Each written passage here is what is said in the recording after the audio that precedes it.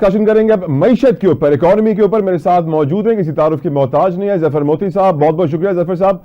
मैं जानता हूं सर 2024 में स्टॉक मार्केट से जुड़े हुए तो सारे प्लेयर्स के लिए चांदी ही चांदी थी, लाखों में चले गए हजारों की बातों से।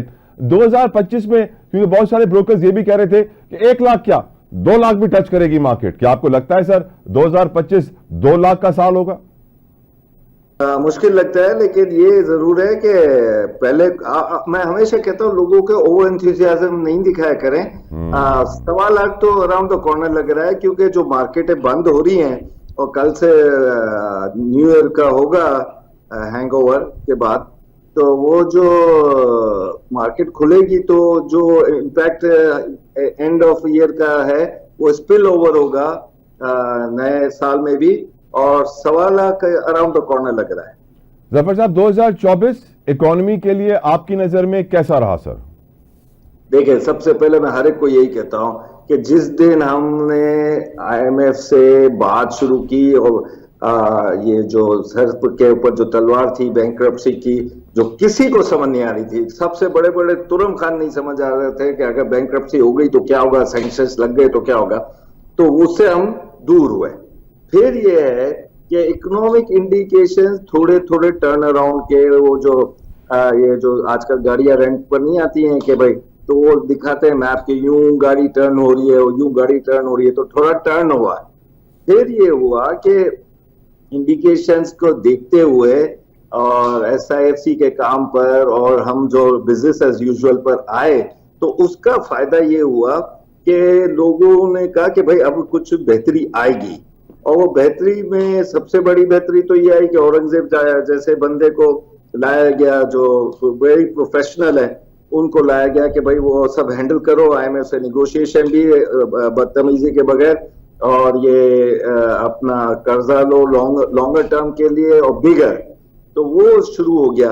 अगर आपको याद हो कि प्री बजट सेशन जो था, हम लोग सब चैनल पर जा रहे थे, तो हमारे जो जितने सीनियर्स थे उनकी बॉडी लैंग्वेज देखकर आते हम घबरा जाते थे कि भाई ये तो मुश्किलात इनके फेस पर नजर आ रही है। और 99% नहीं 100% लोग जो चैनल्स पर आ रहे थे, जो एनालिस्ट हैं, बिजनेस एनालिस्ट हैं, फाइनेंशियल एनालिस्ट हैं, वो यही कह रहे थे कि आईएमएफ से अब बातचीत शुरू करो, आईएमएफ से बातचीत शुरू करो। आईएमएफ के आने के बाद एशियन डेवलपमेंट बैंक भी आया, कुछ हमें ब्रीदिंग स्पेस दी, रोल ओवर्स हुए, अपना सऊदी आया, यूएई आया। अच्छा, हमने जो गलतियां की थी कि मिड एयरक्राफ्ट में मिडिल ऑफ द डे वो हमने अपने एयरक्राफ्ट का टर्न कर लिया, इकोनॉमिकली नहीं कि भाई पॉलिटिकली, कि भाई हम अब टर्की के साथ ज्यादा इंक्लाइन होंगे, हम मलेशिया के साथ ज्यादा इंक्लाइन हो गए। तो आपको पता है कि वो खुद भी बड़ी परेशानियों में थे, स्पेशली टर्की, तो वो किसी को क्या हेल्प कर सकता है। जिधर से आपकी रिमिटेंस हाईएस्ट आती है यूएई सऊदीया से, उधर ही हमारा आना जाना होना चाहिए।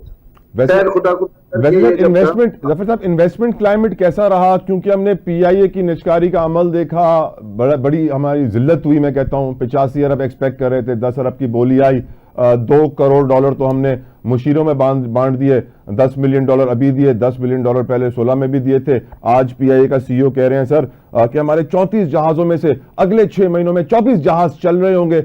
How sad is this? लग ये रहा है कि इन्वेस्टमेंट सर आज भी आई है। रेकोडेक में इन्वेस्ट किया है, 15% स्टेक लिया है, सऊदी अरब ने, हुकूमत ने अप्रूवल दे दिया है उसका $540 मिलियन का। तो ग्वादर एयरपोर्ट बना है, रेकोडेक में इन्वेस्टमेंट आ रही है, लेकिन हम पीआईए को बेचने जा रहे हैं, तो बड़ी जिल्लत हुई। तो इन्वेस्टमेंट क्लाइमेट सर कैसा रहा? देखिए, आपको हर जगह पर सक्सेस नहीं मिलती है, और स्पेशली पीआई में तो सक्सेस मिलने के लिए मुश्किलात ये हैं कि दुनिया का रूल है कि 250 आपके स्टाफ होता है पर एयरक्राफ्ट। यहाँ हमारे 750-800 है। अच्छा, उनसे बात करो तो करप्शन हो, कहते हैं ये फीसें जो है, सैलरीज हैं, ये तो सिर्फ 5% है करप्शन। वो जो 95 है कि जो एमडी आता है वो कोई ना कोई ऐसे पार्ट्स मंगाता है जिसमें उसकी दिहाड़ी लगे। अब वो जो दिहाड़ी है तो उसका तो एक, आपको जिल्लत की बात तो ये आप भूल गए हो कि अब हमारा एक एयरक्राफ्ट जर्मनी गया और जर्मनी ने रख लिया। आपको शायद नहीं है।